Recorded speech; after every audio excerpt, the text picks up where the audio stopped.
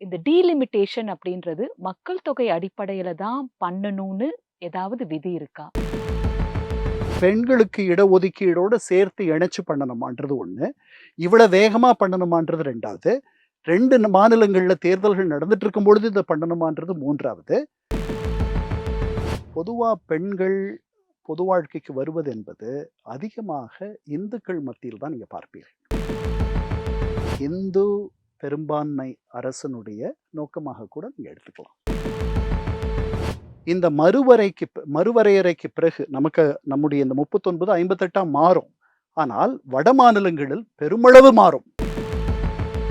பாதி மக்கள் தொகை அடிப்படையிலும், பாதி ஒரு மாநிலத்தினுடைய மொத்த உற்பத்தி திறனையும் வைத்து பண்ணுங்க.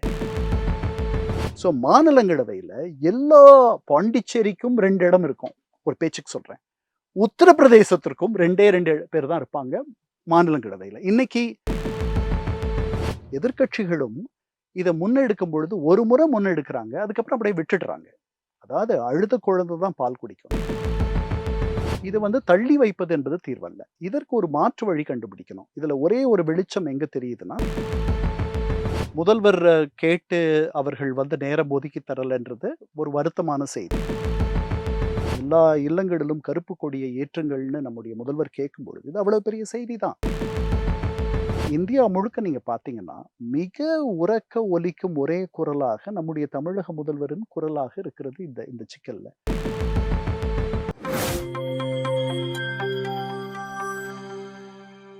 நியூஸ் பிக்ஸ் இந்தியா நேயர்களுக்கு வணக்கம். இன்று நம்மிடையே நேர்காணலில் இணைந்திருக்கிறார் திரு கண்ணன் அவர்கள்.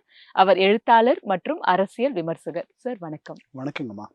சார், இந்தியா முழுவதும் தொகுதி மறு வரையறை பற்றி ஒரு டிபேட் ஓடிட்டு இருக்கு.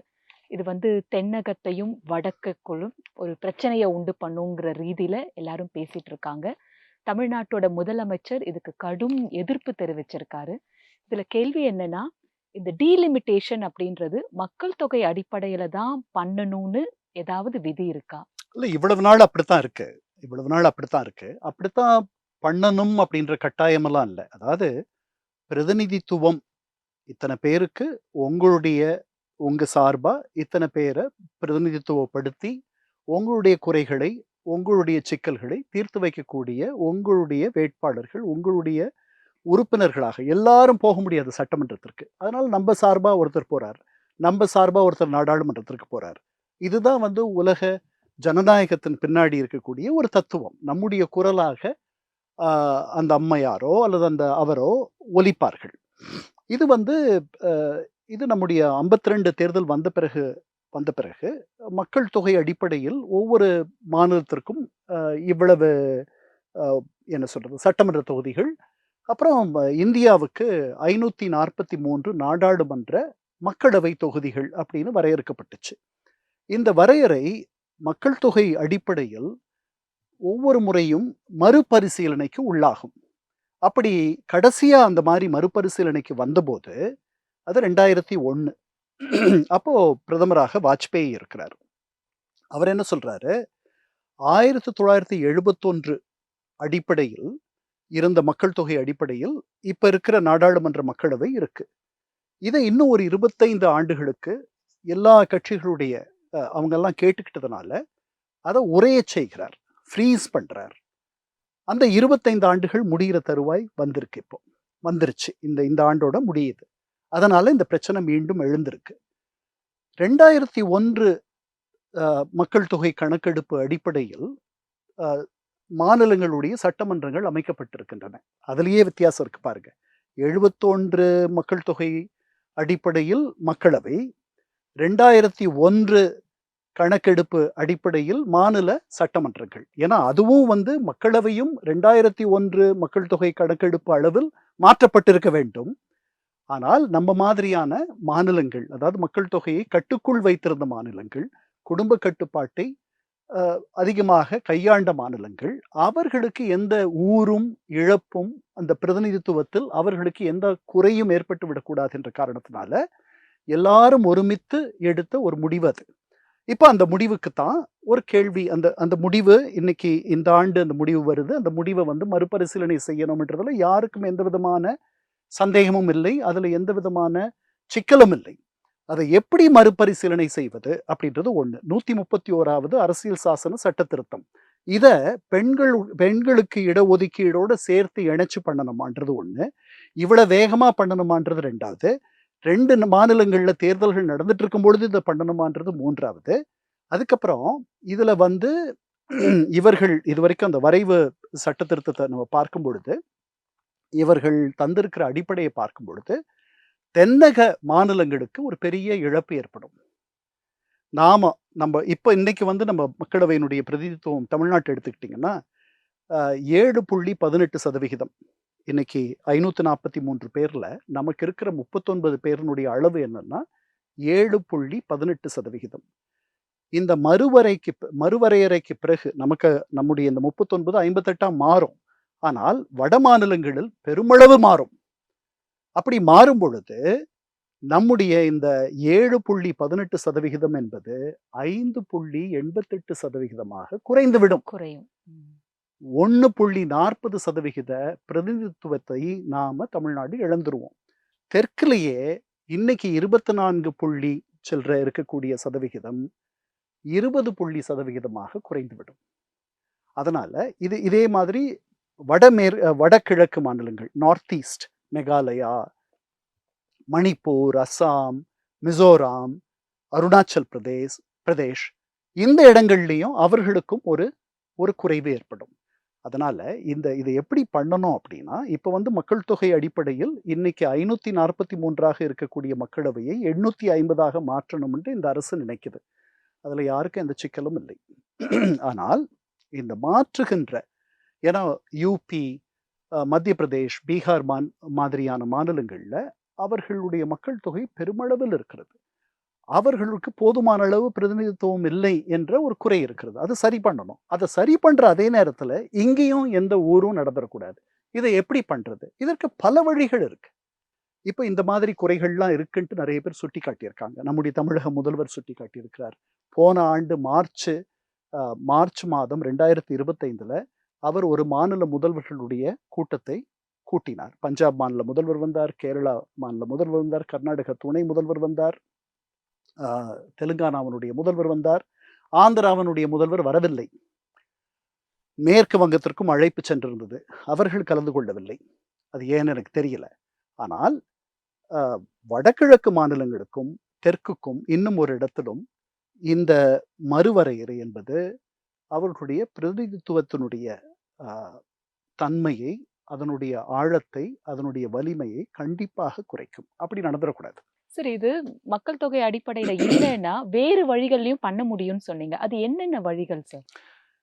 ரேவந்த் ரெட்டி தெலுங்கானா முதல்வர் சொல்றார். இப்போ வந்து 1.5 மடங்கா அந்த மக்களவையை ஆக்க போறாங்க. 543லிருந்து 850ஆ மாற்ற போறாங்க. அதுவே வந்து சரியா வருமா சார்? ஏற்கனவே 543ன்றதே அதிகமான எண்கள் தான். அதுல எவ்வளவு பேர் எஃபெக்டிவா இருக்காங்க? ஃபண்ட்ஸ் ஒழுங்கா வந்து ரீச் ஆகுதா? எஃபெக்டிவ்னஸ் நம்ம குவெஸ்டின் பண்ணும்பொழுது, இன்னும் அதிகப்படியா எண்களை உயர்த்துவது சரியா வருமா? இல்ல வேற எப்படி பண்றது அப்படின்றது ஒண்ணு இருக்கு. அதாவது இப்ப நம்ம 39 நாடாளுமன்ற உறுப்பினர்கள் இருக்காங்க. அதுல நமக்கெல்லாம் நல்லா தெரிஞ்சவர்கள், நாடாளுமன்றத்திற்கு தவறாமல் செல்பவர்கள், அதனுடைய அந்த கூட்டத்தொடரில் கலந்து கொள்பவர்கள், அங்க நடக்கக்கூடிய விவாதங்களில் கலந்து கொள்பவர்கள் அப்படின்லாம் நீங்க பார்த்தீங்கன்னா, ஒரு விரல் விட்டு எண்ணிடலாம். இவர்களெல்லாம் நம்ம எதுக்கு அங்க அனுப்பணும் அப்படின்னு நினைக்கிற மாதிரி தான் பல பேருடைய செயல்பாடு இருக்கு. அதனால இந்த சிக்கல் தொடர்ந்து இருக்கும். இது எல்லா நாடுகளிலும் இருக்கும். அதனால இந்த எண்ண கூட்டுனா எல்லாம் சரியா போயிடுமான்னா போகாது.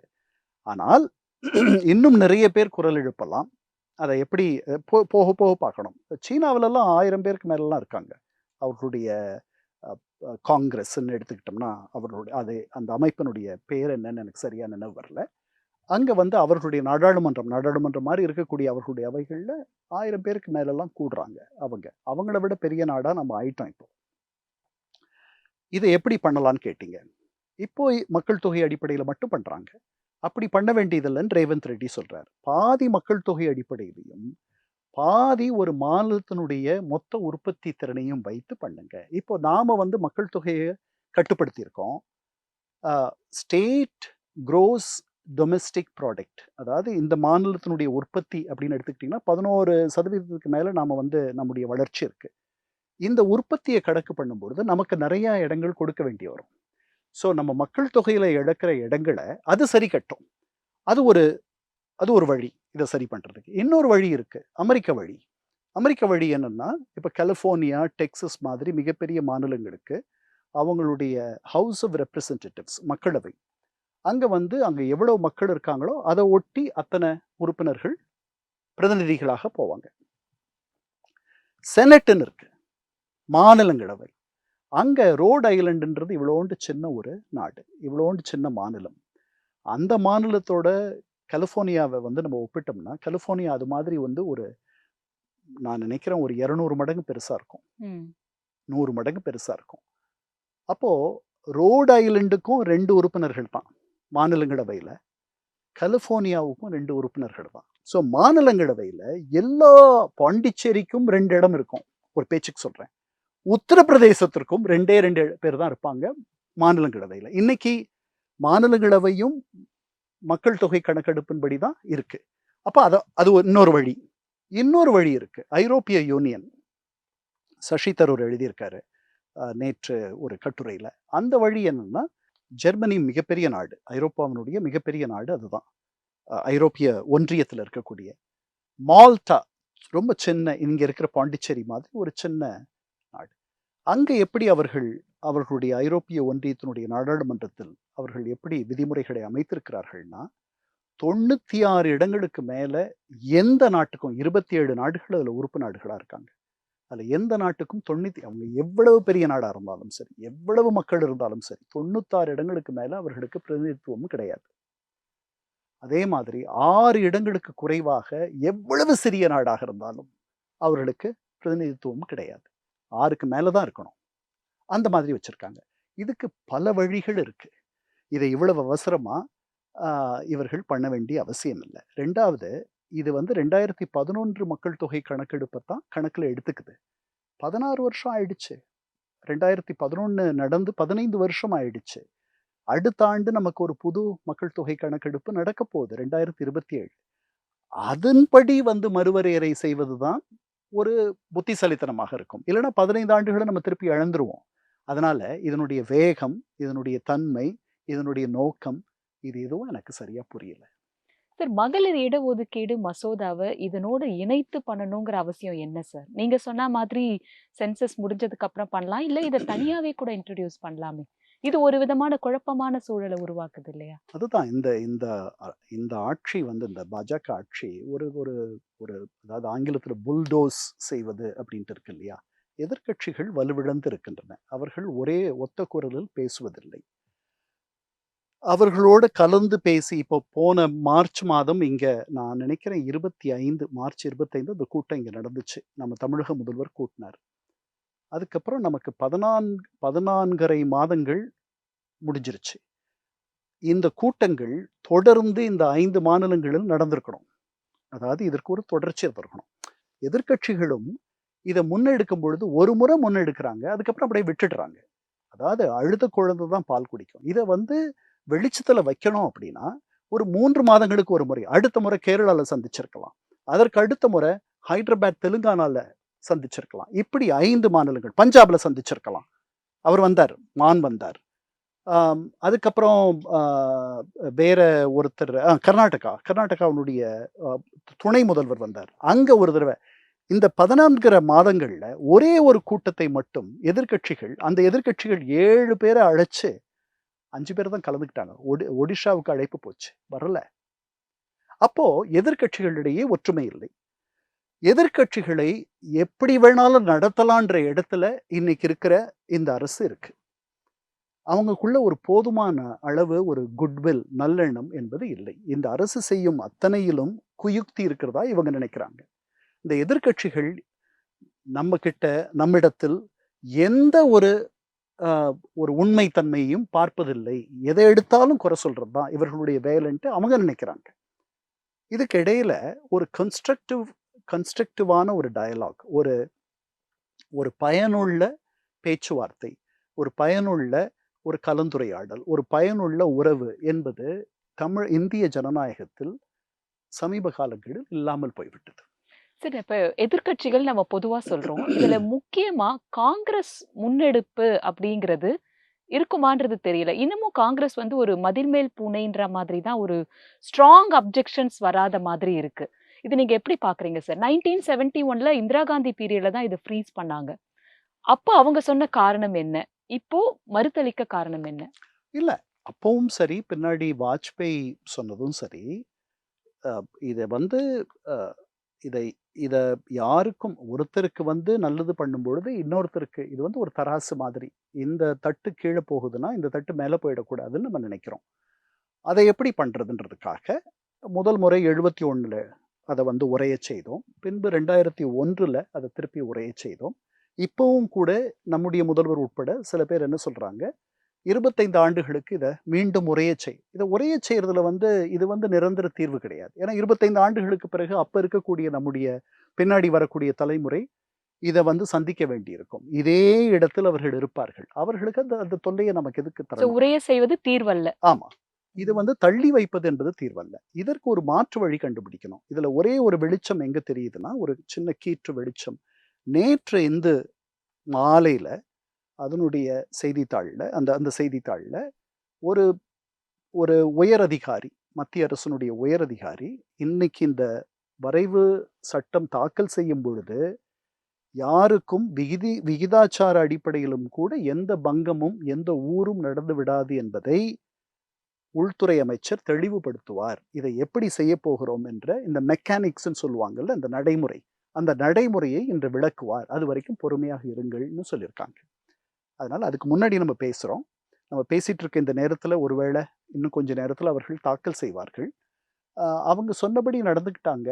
நமக்கு இருக்கிற இந்த விகிதாச்சாரத்தில் எந்த குறையும் ஏற்பட்டு விடாது அப்படின்னு இருக்கும் பட்சத்தில, நம்ம எல்லாரும் அத வரவேற்கலாம். வரவேற்கலாம். ஆனா சார், முதல்வர் ஸ்டாலின் அவர்கள் குற்றச்சாட்டு வைக்கும்பொழுது, எம்பிஸ் எல்லாம் சேர்ந்து பார்க்கறதுக்கு நேரம் கேட்டிருந்தோம் பிரதமர. ஆனா அதுக்கு வந்து அவங்க நேரம் குடுக்கல. அடுத்தபடியா பிரச்சனைகள் பாதிப்படையக்கூடிய மாநிலங்களுக்கு வராதுன்னு ஒரு அஷ்யூரன்ஸ பிரதம மந்திரி குடுக்கணும்னு நாங்கலாம் வந்து வலியுறுத்தினோம். அதுக்கும் எங்களுக்கு பதில் இல்ல அப்படின்னு சொல்லியிருக்காரு. இது ஒண்ணு. அண்ட் இதுக்கு முன்னாடி பிரச்சனைக்குரிய மசோதாக்கள் எவ்வளவு விரைவா பாராளுமன்றத்துல விவாதமின்றி நடைபெற்றதுன்றத நம்ம பார்த்திருக்கோம். முதல்வர் கேட்டு அவர்கள் வந்து நேரம் ஒதுக்கி தரலன்றது ஒரு வருத்தமான செய்தி. அதுதான் சொல்றேனே, ஒரு நல்லெண்ண உறவு என்பது வந்து 2 தரப்புலயும் இல்ல.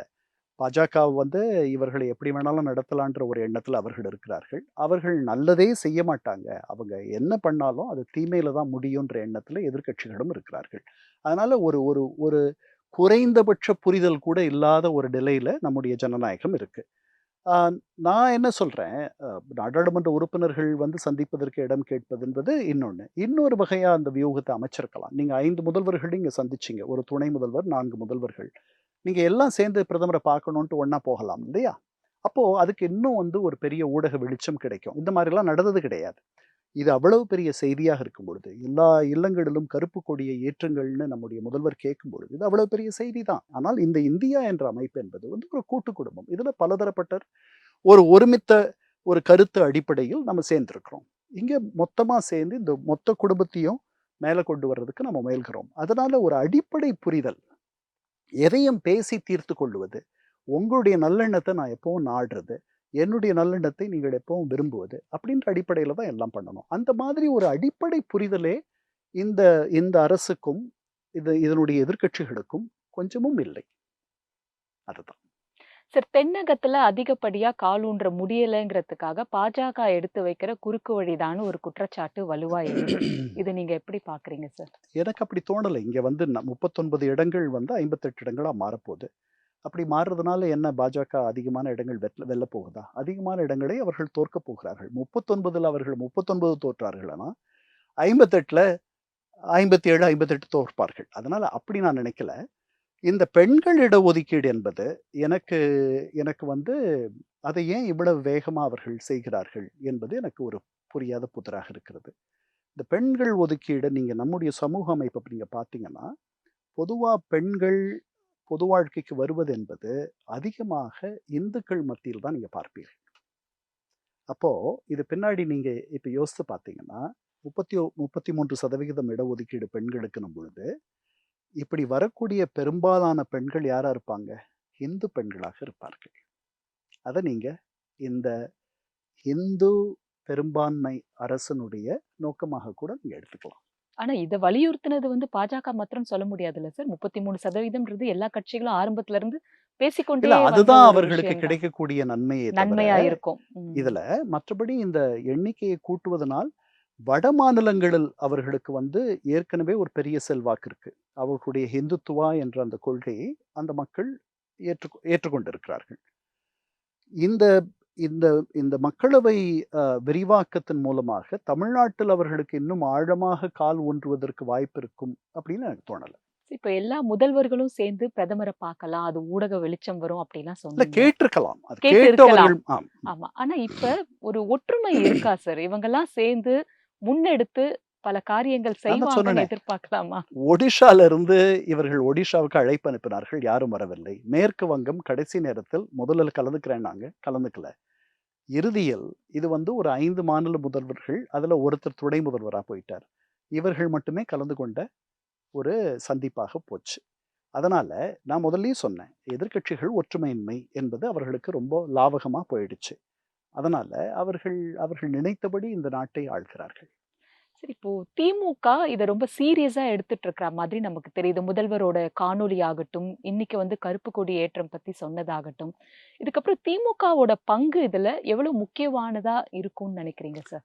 அவர்கள் ஆளும் கட்சின்றதுனாலயும், அவங்க திமுக வந்து எந்த போராட்டத்தையும் மிக நிறைய வெளிச்சம் கிடைக்கிற அளவில் அவர்கள் உறுதியாக செய்வார்கள் அப்படின்றது எனக்கு தெரியும். ஏன்னா, இங்க தமிழகத்துல வேற அதிமுக இதே மாதிரி குரல் கொடுக்கணும். ஆனா, அவர்கள் வந்து தேர்தல் கூட்டணியில இருக்கிறதுனால அவர்கள் அ தயங்குகிறார்கள்.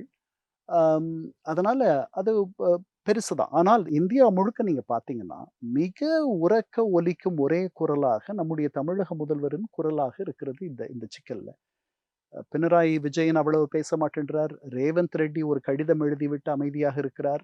ஆந்திரா கிட்டருந்து ஒரு ஒரு செய்தியும் இல்லை, ஒரு முணுமுணுப்பும் இல்லை. ஏன்னா அவர்கள் தோழமை கட்சியாக இருக்கிறார்கள். சார் மேற்கு ஏற்றுக்கொண்ட மாதிரி தான் சொல்றாரு சார் ஆமா. சந்திரபாபு நாயுடு. அப்புறம் மேற்கு வங்கத்துல வந்துட்டு எந்த ஒரு அசைவும் இல்லை. அவங்க எலக்ஷன்ல பிஸியா இருக்காங்க.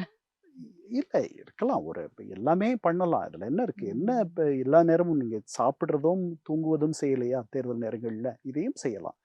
அத்தன அத்தன உதவியாளர்கள் இருக்கிறார்கள். அதனால் அதல்ல. அதனால எ எதிர்க்கட்சிகளிடையே ஒரு ஒற்றுமையின்மை என்பது இந்த இந்த ஆளும் அரசுக்கு மிக வசதியாக போய்விட்டது. பழைய திமுகவை பார்க்க நேரிடும் அப்படிங்கிறது வந்து நம்ம ஒரு மிரட்டலா இருக்குன்னு அண்ணாமலை அவர்கள் தெரிவிக்கிறார். அத எப்படி பார்க்குறீங்க சார்?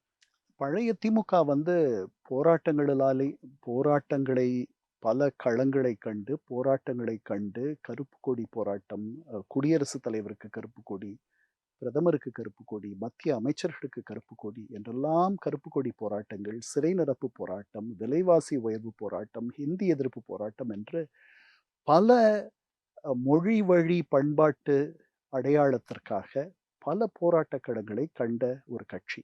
அவசர நிலை காலத்தில் அதனுடைய 419 உறுப்பினர்கள் சிறையில் ஓராண்டுக்கு மேல் இருந்தார்கள்.